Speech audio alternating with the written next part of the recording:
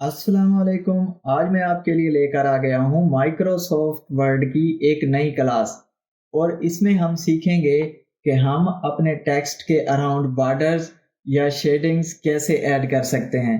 तो आइए शुरू करते हैं।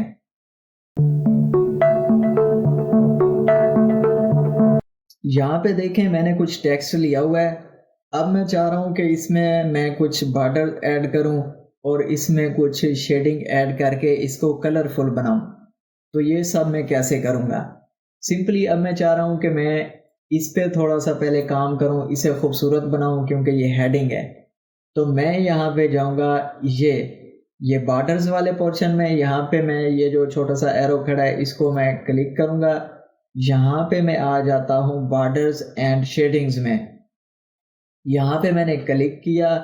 यहाँ से मैं कुछ अपनी मर्जी का सिलेक्ट कर लेता हूँ, आप जो भी करना चाहें कर सकते हैं। मैं यहाँ पे बॉक्स सिलेक्ट करता हूँ और यहाँ पे मैं कुछ इसकी जो लाइन स्टाइल्स है, स्ट्रोक की जो बॉर्डर होगा कि उसका स्टाइल किस तरह हो वो मैं सिलेक्ट कर लेता हूँ।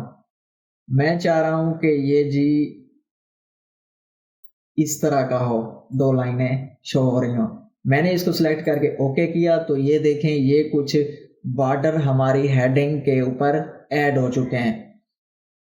नाउ अब मैं इसको कलरफुल बनाना चाहूँगा। पहले तो मैं ठीक है यहाँ पे जाऊँगा, ये शेडिंग इस पे मैं करता हूँ क्लिक, ये मेरे पास ओपन हो गया और जो भी मुझे यहाँ से अच्छा लगे मैं उसे चूज कर सकता हूँ। मैं ये कर रहा हूँ।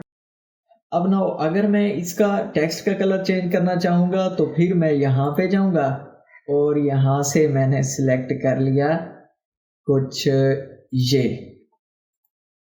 ठीक है। इसको मैंने बना लिया ऐसे, इसको मैं बोल्ड कर देता हूँ। ठीक है, तो इस तरह हम जो है अपनी हेडिंग्स में बॉर्डर्स और शेडिंग ऐड कर रहे होते हैं।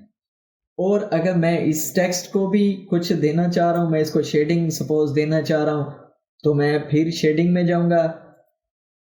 यहाँ पे मैं जो भी शेडिंग सिलेक्ट करना चाहूँ कर सकता हूँ।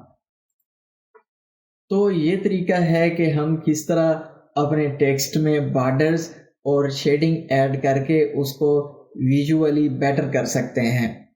आई होप कि आपको आज की ये क्लास अच्छे से समझ में आ गई होगी। अगर वीडियो इन्फॉर्मेटिव लगी है तो इसको लाइक करें और चैनल को सब्सक्राइब नहीं किया तो इसको सब्सक्राइब करें। Thank you.